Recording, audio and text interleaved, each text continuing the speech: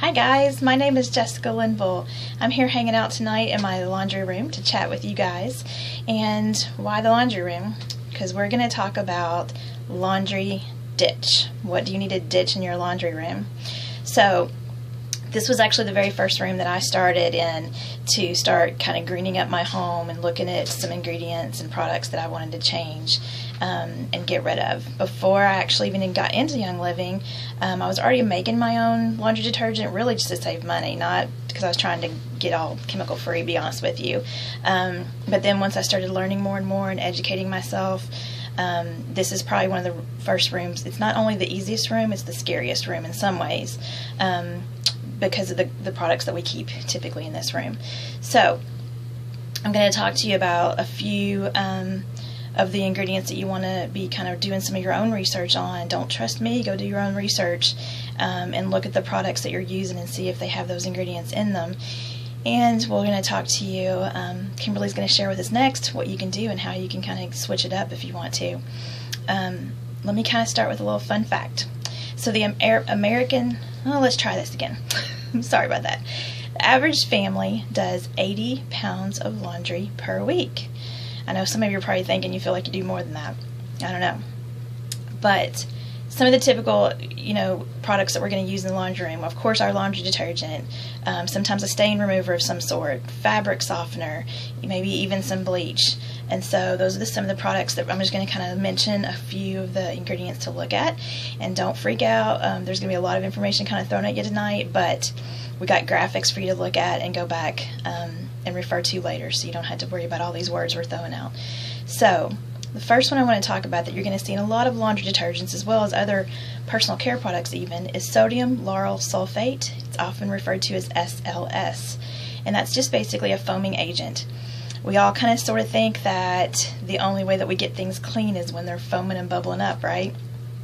It's just kind of a bit of a gimmick that the companies use to kind of market things that way to us. So if it's not bubbling, it's not clean, and so that's not actually true.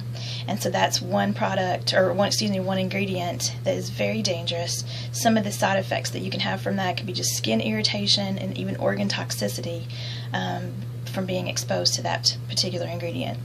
Fabric softeners can have many ingredients in them as well, one being chloroform.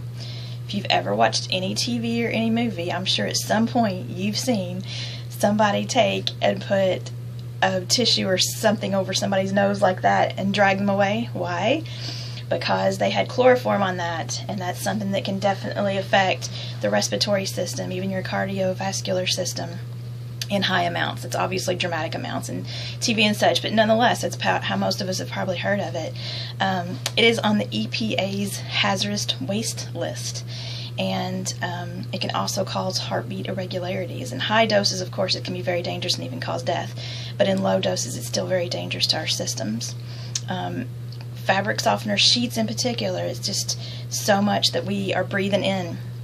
It's going out into into the air as those things kind of vent out of our homes. Whatever we're putting in our laundry machine, it's washing out into our water supply. So there's so many things to think about, not just in our individual homes, but how it's affecting even outside of our homes in the environment and things like that. Many of these chemicals, they cannot be removed from the water supply. They can't be broken down, and so they're always there, no matter how much cleaning or purifying they go through. One more, bleach is a pretty common ingredient. Chlorine is in bleach. It's actually toxic enough to be considered a chemical weapon, and it's categorized as a choking agent. So obviously, if you ever did any cleaning or anything like that in a closed room, you know how much it can cause some respiratory distress. Fragrance, that's a big one. You're going to probably hear fragrance more than once tonight. Guys, the FDA allows the word fragrance to be on products, but there could be 300 chemicals inside that one word. So there could be 300 chemicals behind in a product and only list the one word fragrance. So that's one to really, really be aware of in so many different products that we use today. So all of these different things, there's so many different ways these chemicals can affect our bodies. They can be allergens, they can affect our endocrine system, like I said, the respiratory system, skin irritants. Our skin is our largest organ on our body, so anything we're putting on it, and that's our clothes that we're washing. We're wearing our clothes all day, and some certain ones are in particular private personal areas that we want to be careful what we're putting there. And so it's something definitely to be looking at, be aware of. Really quick before I go, and I can actually tag this in the comments so you can kind of go and look this up. The Environmental Working Group, EWG.org, is a great website to check out. You can actually go in there and look for products, and they rate them based on the ingredients that are in them, how good or how bad they are. If you don't want to go to the website, you can actually download some apps to your phone. So one is called Think Dirty. That one is for the iPhone. And then the Environmental Working Group has their own. It's called Healthy Living, and you can get that one on Android. And you can just scan products. You can look them up. I've done this, and it's kind of scary. You can look them up, and you can see, like I said, they rate it. Like the lower the number, the better. The higher the number, the more dangerous and risky it is to you. So it's definitely one way to kind of guard what you're putting in your homes and kind of do your own little research that way. It's a great site and great tool.